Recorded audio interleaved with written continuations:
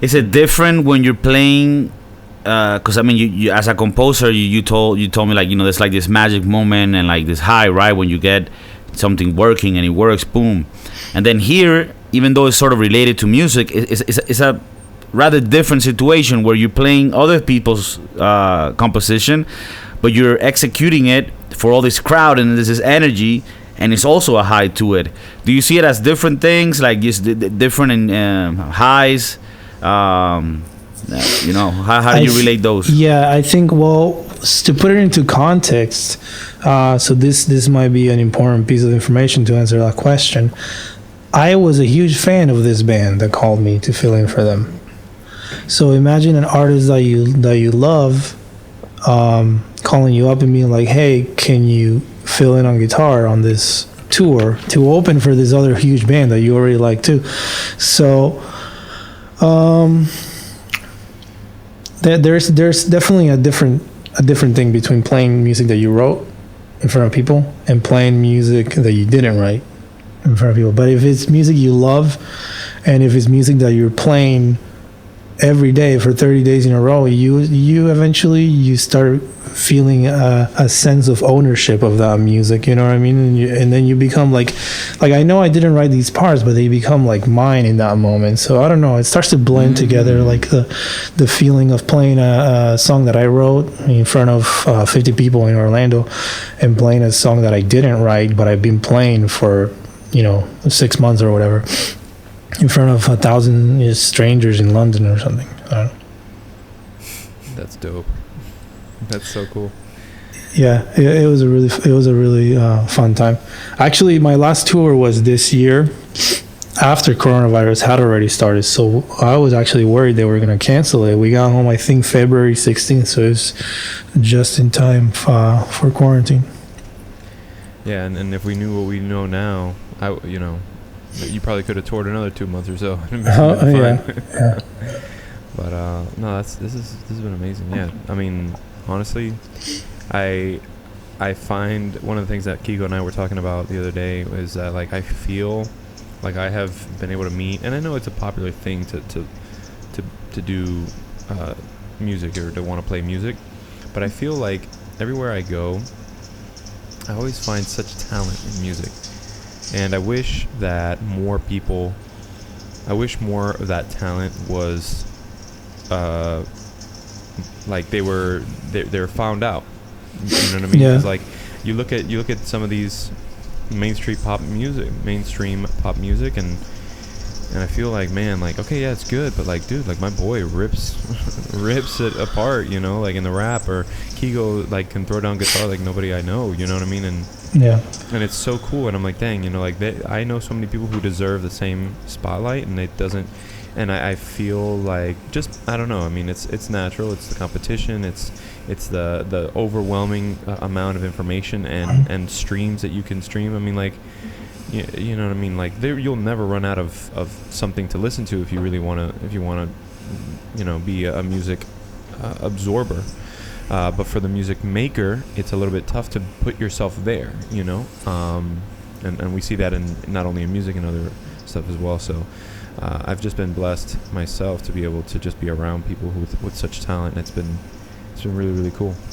Well, I think with you, Steven, and I think we talked about this before, you have a really good ear for music, which, I don't know, I've always said, like, I guess because I find to think that there's so many people that don't understand and appreciate music, that I think, like, there's two types of musician.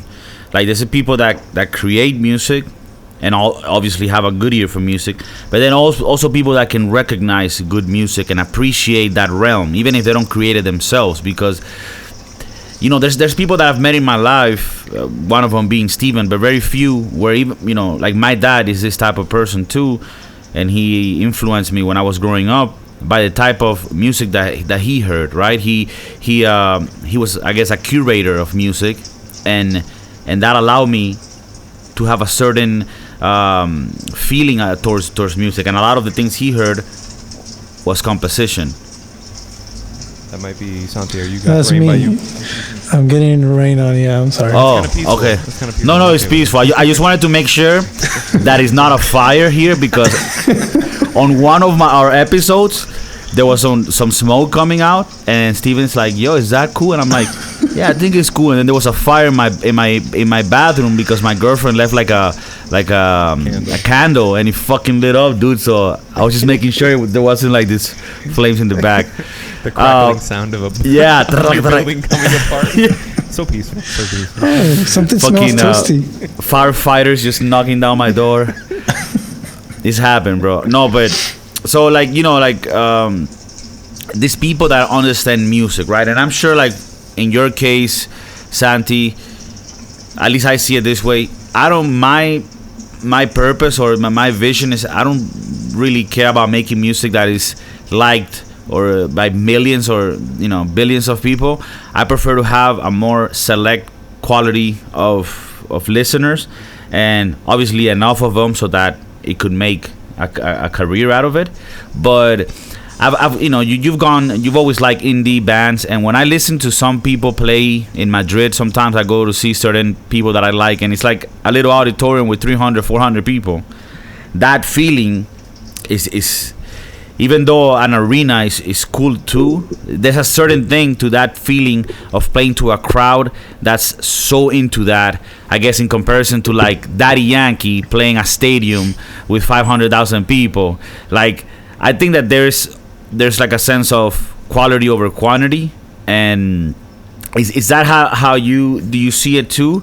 Do you like the more private or intimate sound, or do you think that an arena you'll be able to like enjoy that and like that as well? Obviously that would mean more money, but in the performing of it. Yeah, so I want to hit a couple points about what Steve was saying.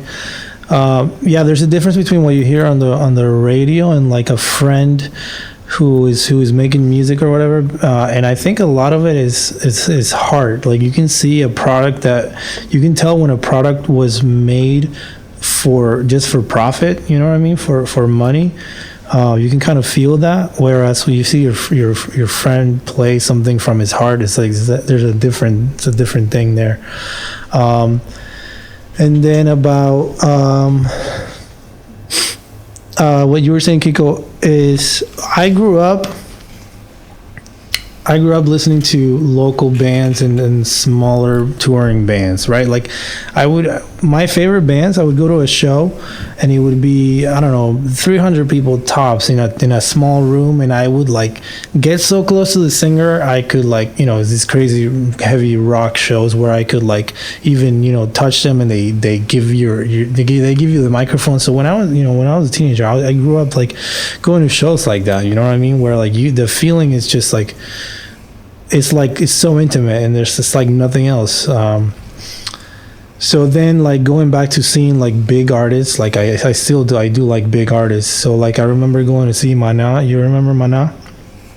Yeah. I remember going to see them and at the Amway Theater over here, and it's like I'm sitting in a basketball stadium, and it's like the show is amazing. Don't get me wrong, but it's like watching a DVD. You know what I mean? It's like you sit in a chair, and it's like and you're watching a production, which is cool, whatever. But it's for someone like me who's been spoiled into like the really intimate stuff. Into intimate, yeah. It's a different experience. And like it's something indescribable. It's something that you can't like fake. You know what I mean?